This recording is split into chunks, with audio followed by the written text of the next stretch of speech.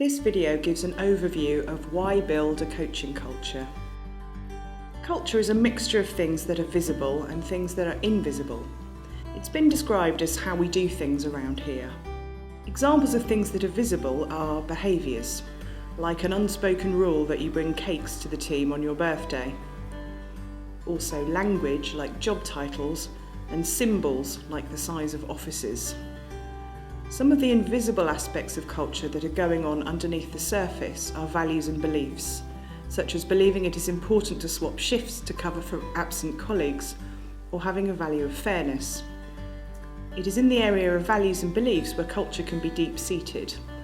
The good news is that by changing behaviour, the visible stuff, you can start to impact on the values and beliefs underneath. So if you start with behaviour first, culture will follow. An important point here is to recognise that leadership behaviour is one of the most powerful indicators of culture. People take their cue from what they see you doing. By choosing to spend some of your time coaching, you will demonstrate that it's important and inspire others to do the same. So what do we mean by a coaching culture? According to two professors in coaching research, a coaching culture is one where coaching is the predominant style of management and working together, where commitment to improving the organisation is embedded in a parallel commitment to improving the people.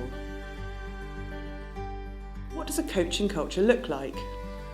Going back to our definition, if coaching is the predominant style of management and working together, and there is a belief that improving the organisation's performance will only happen through its people, then here are some of the things you will see and hear.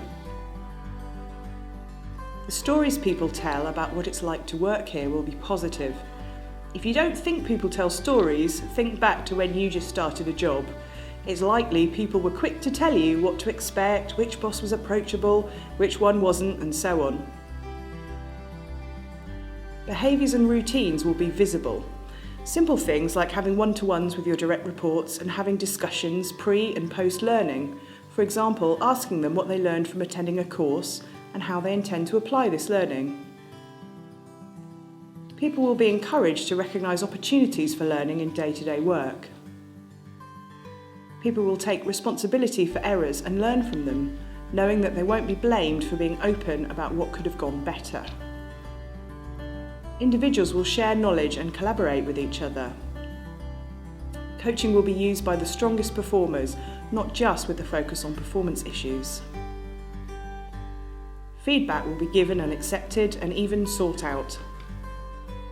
Note that you don't need regular formal sessions labelled as coaching to have a coaching culture, and coaching doesn't all need to come top down from you. But hang on, if it was that easy, we'd all be doing it, wouldn't we?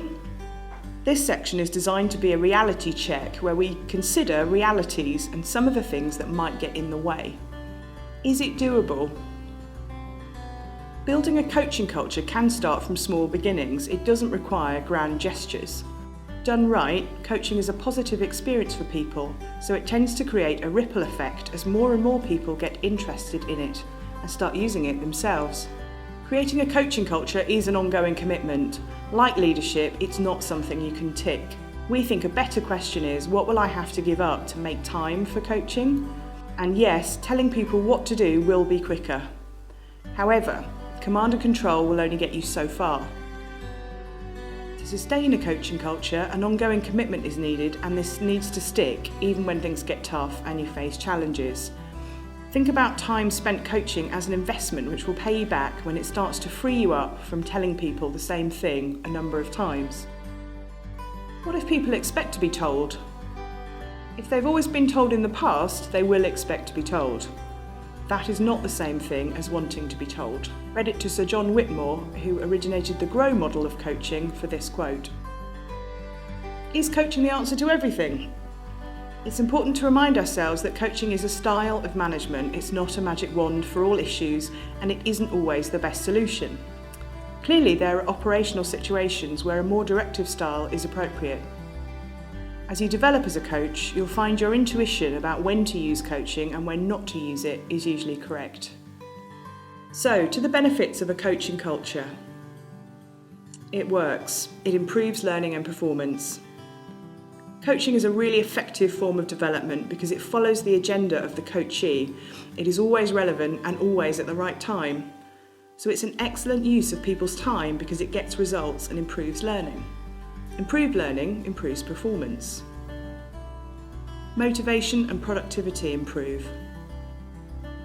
Productivity is also improved because there is something really motivating about working in a coaching culture where your views are sought and listened to and where other people don't always tell you what to do.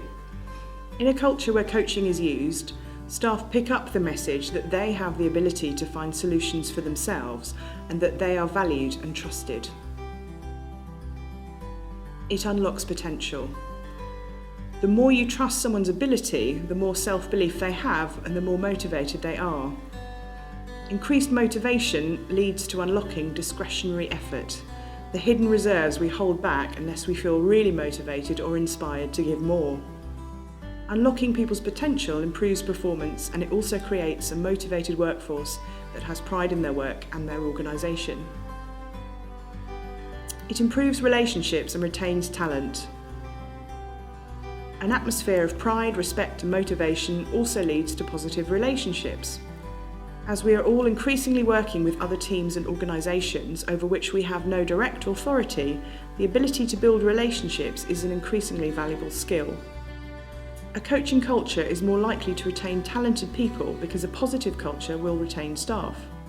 Talent is more likely to be spotted because coaching helps bring out people's abilities. In a coaching culture, all staff are encouraged to reflect and develop further, and talented people will be able to grow if they are constantly increasing their comfort zone. It helps people cope with change better.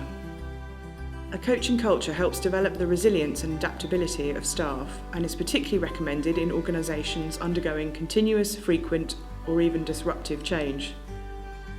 Asking someone a question shows you value them and gives them responsibility. A coaching culture can build staff responsibility so they are able to respond to change and issues that arise. Coaching helps problem solve, spot what is holding people back, and then motivates them to actually make a change, so it can be helpful in building resilience. The benefits for you as a leader are that communications and relationship improve and you make better use of your people's skills. This means you spend less time telling people what to do, and you also spend less time dealing with people-related problems. You can delegate with confidence and focus on looking to the future. The most powerful thing you can do as a leader is have a clear set of beliefs and values and behave in accordance with these. Using coaching and building a coaching culture give evidence to staff that their manager is concerned about results, supports the achievement of these results, is interested in staff development, and makes themselves available. To sum up, the cost of not building a coaching culture is to take the risk that the capability of our people won't grow fast enough, key talent may leave, and we won't challenge ourselves to perform at our best. This quote from an article in the Harvard Business Review is a good summary. We have yet to find a company that can't benefit from more candour, less denial, richer communication, conscious development of talent, and disciplined leaders who show compassion for people. Some final questions for you. Think about your teams. What would an average 10% performance improvement mean to you?